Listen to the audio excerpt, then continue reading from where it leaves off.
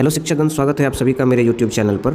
और आज एक बार फिर मैं आपके बीच हाजिर हूँ क्लास 7 के ज्योग्राफी हमारी दुनिया के साथ। और इसमें आज हम लोग चौथा अध्याय वायुमंडल एवं इसका संगठन को देखेंगे। होता क्या है कि लोग लंबी वीडियो देखना नहीं पसंद करते, ये लाइन बाय लाइन जो पढ़ाया जाता है इसको लोग देखना पसंद नहीं करते। बस इसमें से यदि कुछ ऑब्जेक्टिव उनके बीच रख दिया जाए तो उनको काफ़ी अच्छा लगता है। पर मैं आपको बता दूं कि अगर आप प्रत्येक लाइन को पढ़ते हैं तो ये ज़्यादा महत्वपूर्ण होता है बनिस्पत ऑब्जेक्टिव के। इसीलिए थोड़ा सा मेहनत करिए, सारे प्रश्नों का पकड़ हो जाएगा। चलिए, यदि आप चैनल पर नए हैं तो मेरे चैनल को सब्सक्राइब कर लीजिए ताकि आपको प्रत्येक दिन का वीडियो मिलता रहे। हम लोग इसको सीरीज वाइज चल रहे हैं, आज ये चौथा अध्याय है। इसी तरह हम लोग इसके सभी अध्यायों को पढ़ेंगे और सभी कक्षाओं के सभी अध्याय को सभी विषय में पढ़ेंगे। तो चलिए देखते हैं आज का ये अध्याय 4, जिसका नाम है वायुमंडल एवं इसका संगठन। अब बात आ जाती है यहीं से कि फिर वायुमंडल है क्या।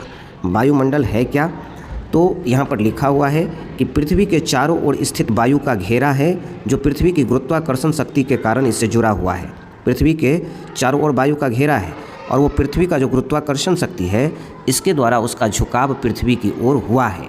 यही हमारा वायुमंडल है। वायुमंडल पृथ्वी से जुड़ा हुआ है और वो जुड़ने का मुख्य कारण है इसका गुरुत्वाकर्षण बल। इसी कारण पृथ्वी के धरातल के पास वायुमंडल की सघनता है। पृथ्वी के नज़दीक जो है वायुमंडल की सघनता, मतलब यहाँ पर जो है सो वो डेंसर मीडियम में है, सघन है, मतलब यहाँ काफ़ी वो घना है। वो इसीलिए है क्योंकि पृथ्वी के गुरुत्वाकर्षण के कारण वो पृथ्वी से जुड़ा हुआ है। और इसमें आगे जो मुख्य बातें हम लोग को जाननी है वो चलते हैं हम आगे अगले पेज पर। देखिए, यहाँ पर भी कुछ इंपॉर्टेंट बातें हैं जो मैं आपके बीच रख रहा हूँ। धरातल के ऊपर जाने पर ऑक्सीजन की मात्रा कम हो जाती है, समझ गए। पृथ्वी के जिस भाग पर हम रहते हैं वहाँ से लेकर कई 100 किलोमीटर ऊपर तक वायु पाई जाती है। इसे वायुमंडल कहा जाता है। पृथ्वी के ऊपर जितना हम लोग जाएंगे उतना ऑक्सीजन की मात्रा कम होती जाएगी। और पृथ्वी के जिस भाग पर हम लोग रहते हैं वहाँ से लेकर कई 100 किलोमीटर तक जो है वो वायु पाई जाती है और इसे ही वायुमंडल कहा जाता है। वायुमंडल से हमारी पृथ्वी चारों ओर से घिरी है। पृथ्वी अपने अक्ष पर घूमती है तो वायुमंडल भी उसके साथ घूमता है। पृथ्वी जब अपने अक्ष पर घूमती है तो वायुमंडल भी उसके साथ घूमता है। अब यहाँ पर देख लीजिए, वायुमंडल एक छन्ना पत्र का कार्य करता है। यह सूर्य से आने वाली हानिकारक पराबैंगनी किरणों को छानकर पृथ्वी पर भेजता है। तो वायुमंडल एक छन्नी का कार्य करता है जो सूर्य से आने वाली पराबैंगनी जो किरणें हैं जिससे हमें कई तरह के चर्म रोग हो सकते हैं, उसको रोक करके और छना हुआ जो प्रकाश है वो पृथ्वी पर आता है। अब आती है ये वायुमंडल जो है, वायुमंडल पृथ्वी पर जो जीव जीते हैं उसके लिए एक रक्षा कवच का भी कार्य करता है। देखिए, पृथ्वी पर निवास करने वाले सभी जीवों के लिए सुरक्षा कवच भी प्रदान करता है वायुमंडल। अब देखिए, यदि वायुमंडल नहीं होता तो सूर्य की हानिकारक किरणें पृथ्वी पर पहुंच जाती, जिससे पृथ्वी का तापमान इतना अधिक हो जाता कि यहाँ रहना मुश्किल हो जाता। वायुमंडल से पृथ्वी पर पहुँचने वाली किरणें को धरातल ग्रहण करने पर कुछ किरणें को पुनः परावर्तित कर लौटाने लगती है। यह वायुमंडल उनसे कुछ किरणों को पृथ्वी पर रोक लेता है क्या कि जब पृथ्वी पर सूर्य की किरण आती है तो हमारी पृथ्वी क्या करती है, उसमें से कुछ किरणों को वापस परावर्तित कर देती है, लौटा देती है। उस समय में वायुमंडल क्या करता है, कुछ किरणों को पृथ्वी पर ही रोक देती है, जिसके कारण यहाँ पर गर्मी लगता है, जिसके कारण यहाँ का वातावरण जीने लायक है। अब यहाँ पर ज़रा देखिए, दिया हुआ है कि वायुमंडल, देखिए, वायुमंडल के कारण ही पृथ्वी पर परावर्तित किरणें पुनः अंतरिक्ष में लौटने में अधिक समय लगाती है, जिससे पृथ्वी के तापमान रहने योग्य बनता है। अगर ये किरणें पृथ्वी से परावर्तित होकर अंतरिक्ष में लौट जाती तो पृथ्वी पर इतनी ठंडी हो जाती कि सब कुछ जम करके बर्फ हो जाता। कहने का मतलब है कि जो प्रकाश की किरणें पृथ्वी पर आती है, देखिए यहाँ पर इस फोटो में देखिए, जो प्रकाश सूर्य की किरणें पृथ्वी पर आती है, पृथ्वी उसमें से कुछ किरणों को, देखिए आई तो बहुत है लेकिन वापस कुछ ही हो रहे हैं, ये सब वापस हो रहे हैं, ये वापस होने वाले ये हैं, आने वाले ये हैं। आने वाले किरणों में से कुछ जो वापस होती है उसमें से वायुमंडल क्या करता है, कुछ किरणों को धरती पर ही रोक देता है। अगर सारे किरणें ऊपर चले जाए तो पृथ्वी इतनी ठंडी हो जाएगी कि यहाँ का हर कुछ जम करके बर्फ बन जाएगा। इस स्थिति में पृथ्वी पर जीवन यापन संभव नहीं हो सकता है। चलिए बढ़ते हैं आगे, क्या बातें हैं।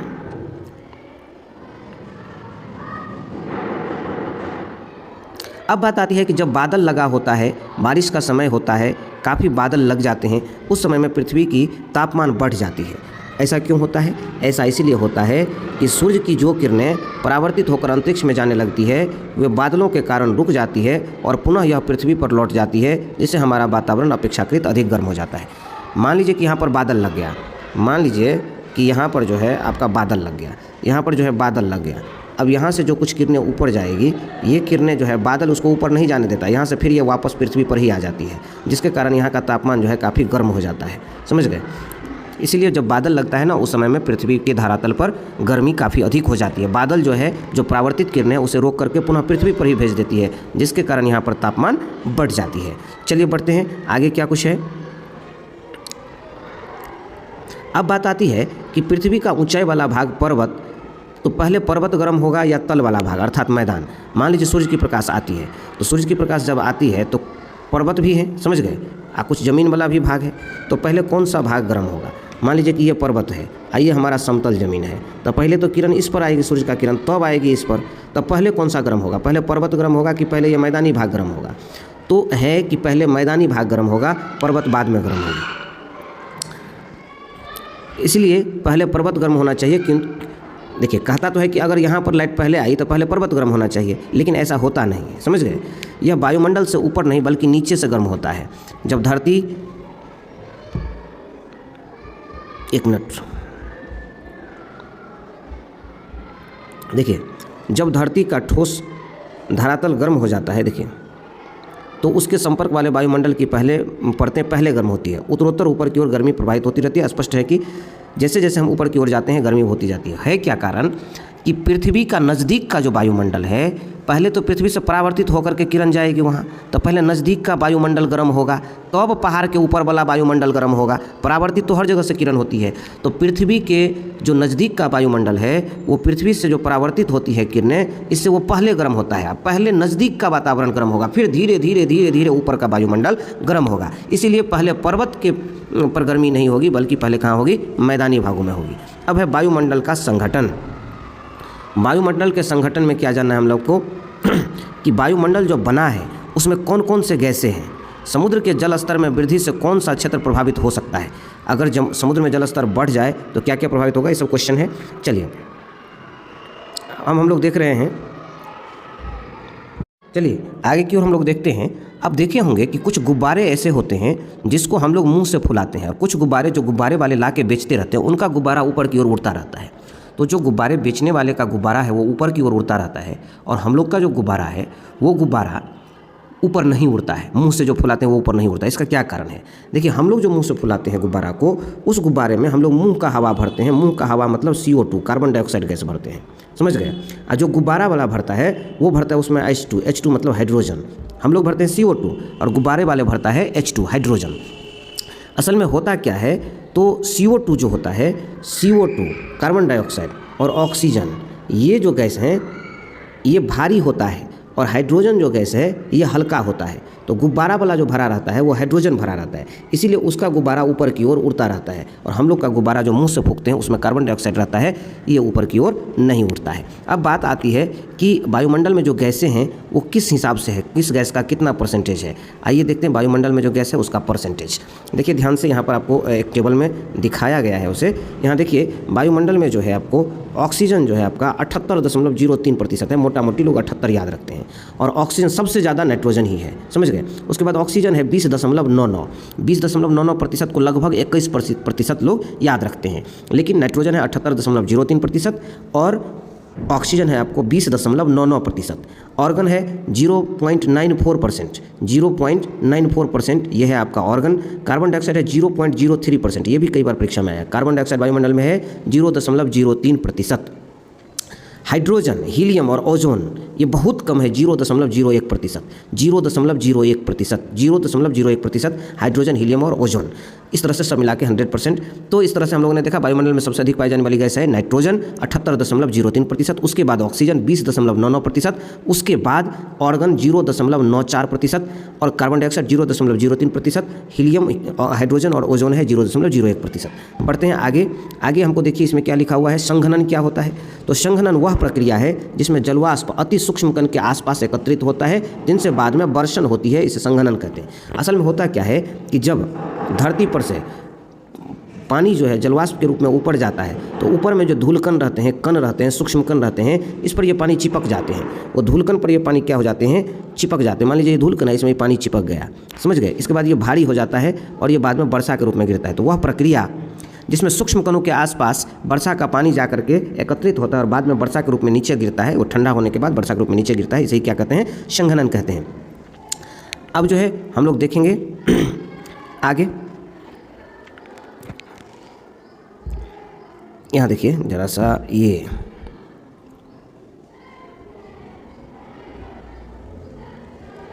यहाँ है, आपको ध्यान दीजिए, कार्बन डाइऑक्साइड, क्लोरोफ्लोरोकार्बन आदि को ग्रीन हाउस गैस भी कहते हैं। देखिए क्लोरोफ्लोरोकार्बन है, उसके बाद है आपको कार्बन डाइऑक्साइड, इस सब को जो है ग्रीन हाउस गैस कहेंगे, क्योंकि यह वायुमंडल में फैलकर पृथ्वी से विकिरित ऊष्मा को पृथ्वी पर रोक कर ग्रीन हाउस प्रभाव पैदा करता है। असल में है क्या कि ये सब जो गैस हैं ये पृथ्वी पर वायुमंडल में रुक करके वायुमंडल को गर्म रखने में मदद करते हैं, इसलिए इसको ग्रीन हाउस गैस कहा जाता है। अब यहाँ पर देखिए भूमंडलीय तापन के बारे में बताया गया है।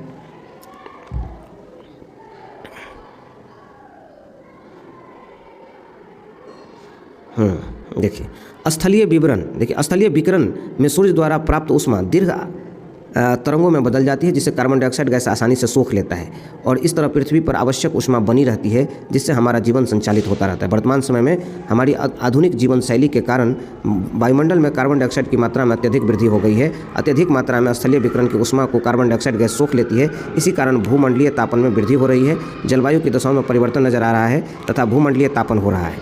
अब आगे देखिए क्या दिया हुआ है। यहाँ पर जो मुख्य बात है, एक तो इम्पोर्टेंट है, यहाँ देखिए आप, देखिए जब भूमंडलीय तापन बढ़ जाएगा तो क्या होगा। देखिए कहता है कि पृथ्वी के तापमान में बढ़ोतरी, देखिए पृथ्वी के तापमान में बढ़ोतरी तो हो रही है, जिसमें ध्रुवों पर तथा ऊंचे भागों पर जमी बर्फ पिघल रही है। फलस्वरूप समुद्र के जल स्तर में वृद्धि हो रही है। इसके परिणामस्वरूप तटीय क्षेत्रों में जलस्तर बढ़ जाएगा, जिससे तटीय भाग जलमग्न हो जाएगा। कई द्वीपों का अस्तित्व भी समाप्त हो जाएगा। जैसे गंगा नदी के डेल्टा के कुछ द्वीप पूरी तरह जलमग्न हो गए हैं, वहाँ के लोग भी दूसरी जगह पलायन कर गए हैं। साथ ही जलवायु में भी परिवर्तन आ सकता है। परिणामस्वरूप कुछ पौधे तथा पशु लुप्त हो सकते हैं। यहाँ कहा गया है कि अगर भूमंडलीय तापन हुआ, अगर पृथ्वी की तापमान काफ़ी बढ़ गई, अगर ग्लोबल वार्मिंग हुआ तो क्या होगा। जो ऊंचे पहाड़ हैं, ऊंचे पहाड़ों पर क्या है, बर्फ़ जमे हुए हैं। ऊंचे पहाड़ों पर क्या है, आपको ये बर्फ़ जमे हुए हैं। ऊंचे पहाड़ों पर क्या है, बर्फ़ जमे हुए हैं। तो क्या होगा, यदि तापमान अधिक होगा तो ये बर्फ़ सब पिघल के नदियों में, समुद्रों में आ जाएंगे, जिसके कारण क्या हो जाएगा, जल स्तर में वृद्धि हो जाएगी। और जहाँ पर डेल्टा में लोग रह रहे हैं, कई जीव जंतु निवास कर रहे हैं, जल स्तर में वृद्धि हो जाने के कारण वो एरिया पूरा जलमग्न हो जाएगा। जब वो जलमग्न हो जाएगा तो उसका आवास उजड़ जाएगा, कई तरह के जीव जंतु लुप्त हो जाएंगे, कई तरह के पौधे लुप्त हो जाएंगे। तो भूमंडलीय तापन का जो एक ठो बुरा प्रभाव हो सकता है वो हो सकता है समुद्री जो ध्रुवों पर जो बर्फ़ है उसका पिघल जाना, पहाड़ों पर जो बर्फ़ है उसका पिघल जाना। इससे क्या होगा, जलस्तर में वृद्धि हो जाएगी और जनजीवन अस्त व्यस्त हो सकता है। बढ़िया, आगे दिया हुआ है ग्रीन हाउस गैस क्या होता है, ग्रीन हाउस इफेक्ट किसे कहते हैं, काफ़ी महत्वपूर्ण है। आप देखिए कहता है ठंडे प्रदेशों में कृषि उत्पादन के लिए उचित तापमान का अभाव रहता है। जो काफ़ी ठंडा जगह है वहाँ पर जो खेती बाड़ी होगा उसके लिए तापमान ही नहीं मिलता है कि खेती होगा। ऐसी स्थिति में वहाँ के लोग कांच या प्लास्टिक का पारदर्शी शीट के ऐसे घर बनाते हैं जिसमें सूर्य की किरणें प्रवेश तो कर जाती है परंतु बाहर नहीं निकल पाती। यह ग्रीन हाउस। तो चलिए आइए देखते हैं, जब ठंडा प्रदेश हो जाता है, जहाँ पर ठंडी काफ़ी अधिक है, वहाँ पर खेती बाड़ी के लिए उचित मौसम नहीं रहता है, वहाँ तापमान नहीं होता है जिससे वहाँ का फसल जो है हो सके। ऐसी स्थिति में वहाँ का लोग क्या करता है, कांच या प्लास्टिक का एक ऐसा पारदर्शी शीट का उपयोग का घर बनाता है जिसमें सूर्य का किरण प्रवेश कर सकता है पर वो बाहर नहीं निकल पाएगा। इसे ही क्या कहते हैं, ग्रीन हाउस कहते हैं। इस प्रकार उस घर में तापमान की वृद्धि हो जाती है और सब्जी उत्पादन के लिए वो उपयुक्त होता है। अब आइए वायुमंडल की संरचना जो है उसके बारे में काफ़ी महत्वपूर्ण है, काफ़ी पूछा जाता है। चलिए देखते हैं इसको। देखिए वायुमंडल की जो संरचना है वो पृथ्वी के सतह से करीब 1000 किलोमीटर तक की ऊंचाई तक वायुमंडल का विस्तार होता है।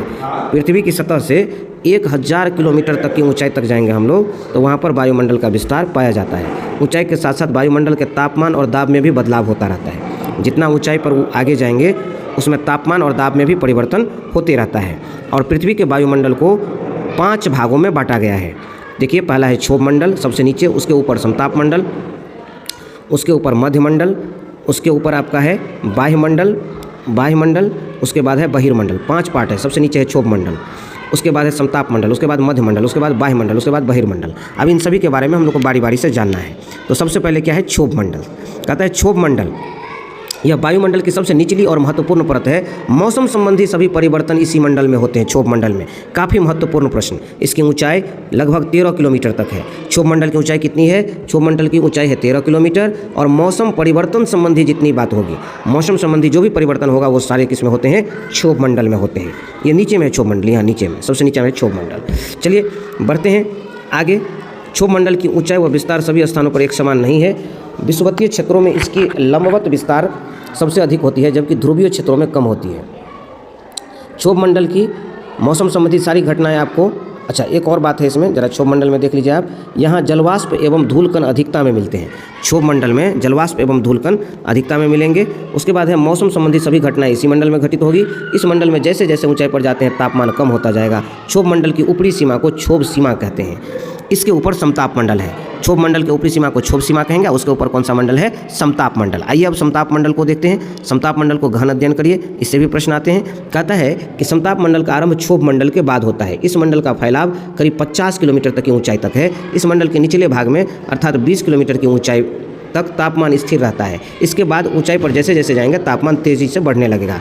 ऐसा होने का प्रमुख कारण इस परत के ऊपर में ओजोन का परत पाया जाता है। समताप मंडल के ऊपर में क्या होता है? ओजोन परत होता है। 20 किलोमीटर तक तो आपको तापमान सेम मिलेगा, और उसके ऊपर यदि आप बढ़ने लगेगा क्षोभ मंडल में तो काफ़ी तीव्रता से तापमान बढ़ती जाएगी, क्योंकि यहाँ यह परत सूर्य की पराबैंगनी किरणों को इसके जस्ट ऊपर में होता है, और यही समताप मंडल ही होता है जो सूर्य की पराबैंगनी किरणों को सोख लेता है। यह मंडल हवाई जहाज की उड़ान के लिए उपयुक्त है। अब यहाँ भी पूछा जाता है हवाई जहाज जो उड़ता है वो किस मंडल में? तो ये उड़ता है आपको समताप मंडल में, याद रखिएगा। चलिए बढ़ते हैं अगले मंडल की ओर, जो है मध्य मंडल। मध्य मंडल यहाँ पर आप देख सकते हैं, अभी हम लोगों ने देखा है, इसमें हम लोगों ने पढ़ाई किया है, क्षोभ मंडल को पढ़ लिया है, समताप मंडल को पढ़ लिया है। अब आएगा मध्य मंडल। तो मध्य मंडल की बातें हम लोग कर रहे हैं। चलिए मध्य मंडल जो है, इसके अंतर्गत देखिए कुछ बातों को देखिए। यह समताप मंडल के ठीक ऊपर वाली परत है। मध्य मंडल जो है समताप मंडल के ऊपर में है।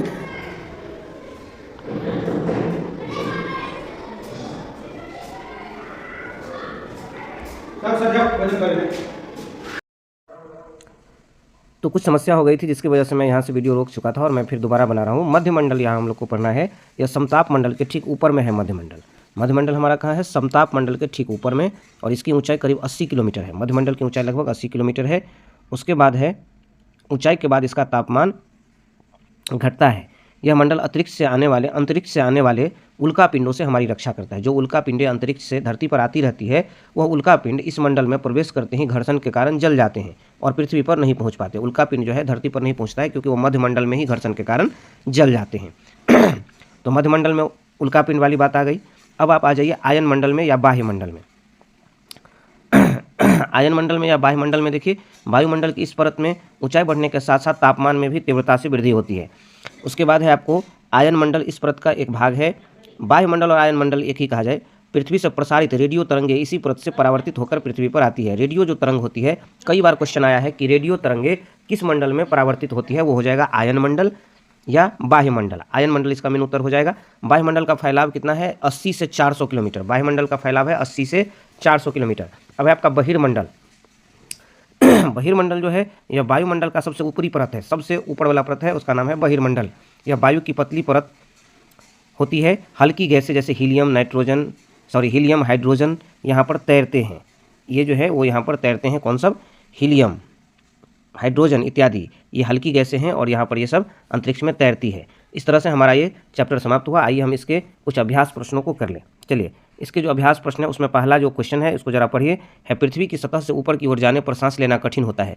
पृथ्वी की सतह से जब हम ऊपर जाएंगे तो सांस लेना कठिन होता है, क्योंकि वातावरण में क्या होता है? ऑक्सीजन की मात्रा कम हो जाती है। इसलिए घ नंबर उत्तर होगा, वातावरण में ऑक्सीजन की मात्रा कम हो जाती है। चलिए अगले प्रश्न पर चलते हैं।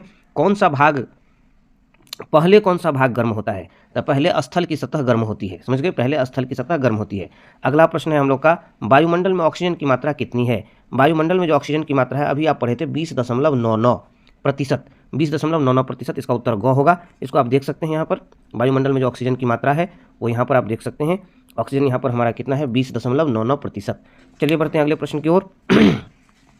अगला जो हमारा प्रश्न है वो है, वायुमंडल में सबसे पहली परत कौन है? अभी हम लोग पढ़े हैं वायुमंडल की जो सबसे पहली परत है वो है क्षोभ मंडल, और यहाँ पर मौसम परिवर्तन संबंधी घटनाएं घटती है। अब है रेडियो तरंगे किस परत से परावर्तित होकर पृथ्वी पर वापस लौटती है? अभी तुरंत हम लोग देखें रेडियो तरंगे किस परत से परावर्तित होकर पृथ्वी पर लौटती है। थोड़ा सा पीछे चलिएगा। तो आयन मंडल में आप देख लीजिए आयन मंडल में इसका उत्तर है आपको, देखिए ये है आपका आयन मंडल और यहाँ पर है आपको रेडियो तरंगे इस पर परत से परावर्तित होकर पृथ्वी पर आती है। तो इसका उत्तर क्या हो जाएगा? आयन मंडल। रेडियो तरंग वाला में उत्तर कौन सा हो जाएगा आपका? यहाँ हो जाएगा हम लोग का आयन मंडल। अब आइए रिक्त स्थानों की पूर्ति करते हैं। इस सब ऊपर ये जाएगा नहीं, अब यहीं से किसी तरह भर देते हैं। पहला समताप मंडल का आरंभ, समताप मंडल का आरंभ क्षोभ मंडल के बाद होता है। यहाँ पर क्या हो जाएगा? क्षोभ मंडल। चलिए अब खाली स्थानों को पूर्ति कर लेते हैं। समताप मंडल का आरंभ जो है क्षोभ मंडल के बाद होता है। पहला में क्षोभ मंडल होगा। वायुमंडल का फैलाव जो है 1000 किलोमीटर तक है। दूसरा में आपका उत्तर हो जाएगा 1000 किलोमीटर तक। हल्की गैसें, अब देखिए हल्की गैसें किस में अंतरिक्ष में तैरती है? तो अभी आप पढ़े हैं हल्की गैसें जो है बहिर्मंडल में वो तैरती है। अभी यहाँ हम लोगों ने देखा है हल्की गैसें जो है, यहाँ पर हल्की गैसें हीलियम हाइड्रोजन बहिर्मंडल में तैरती है। बढ़ते हैं आगे। अगला जो हम लोग का रिक्त स्थान है वो है आपको वायुमंडल का विस्तार पृथ्वी की सतह से कितना किलोमीटर की ऊंचाई तक है? यहाँ कुछ ये गलत है, वायुमंडल 2 नंबर क्वेश्चन में थोड़ा सा गलती आ गया है।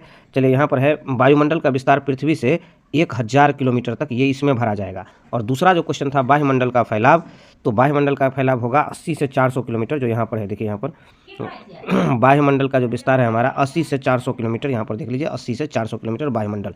तो ये क्वेश्चन को हमें पढ़ने में कुछ ये गलती हो गई थी, या इसका जो है दूसरा का वायुमंडल का फैलाव जो है इसमें जो भरा जाएगा आपको दूसरा नंबर में, इसमें भरा जाएगा 80 से 400 दूसरा नंबर में। और वायुमंडल का विस्तार पृथ्वी सतह से 1000 किलोमीटर की ऊंचाई तक है। पांचवा क्वेश्चन हम आपको दिखा नहीं सकते क्योंकि ये पेज आगे नहीं जाता, मैं यहाँ से पढ़ लेता हूँ। वायुमंडल में सबसे अधिक, आप पढ़े हैं वायुमंडल में सबसे अधिक जो गैस है वो क्या है? नाइट्रोजन है। वो क्या है? नाइट्रोजन है, क्योंकि हम लोग यहाँ देखे थे नाइट्रोजन जो है हमारे पास वो कितने प्रतिशत है? 78.03%। तो सबसे अधिक जो हमारा गैस है वायुमंडल में वो कौन सा है? नाइट्रोजन है। बढ़ते हैं अगले खाली स्थान की ओर। अब लगभग समाप्ति की ओर है। तापमान बढ़ने से समुद्र के जलस्तर में वृद्धि हो रही है। अगला लास्ट है कार्बन डाइऑक्साइड हो गया, मीथेन हो गया, क्लोरोफ्लोरोकार्बन हो गया, ये सबको ग्रीन हाउस कहा जाता है 7 नंबर। इस तरह से मैं इसका ऑब्जेक्टिव समाप्त किया। चलिए मिलते हैं अगले वीडियो में, तब तक के लिए धन्यवाद।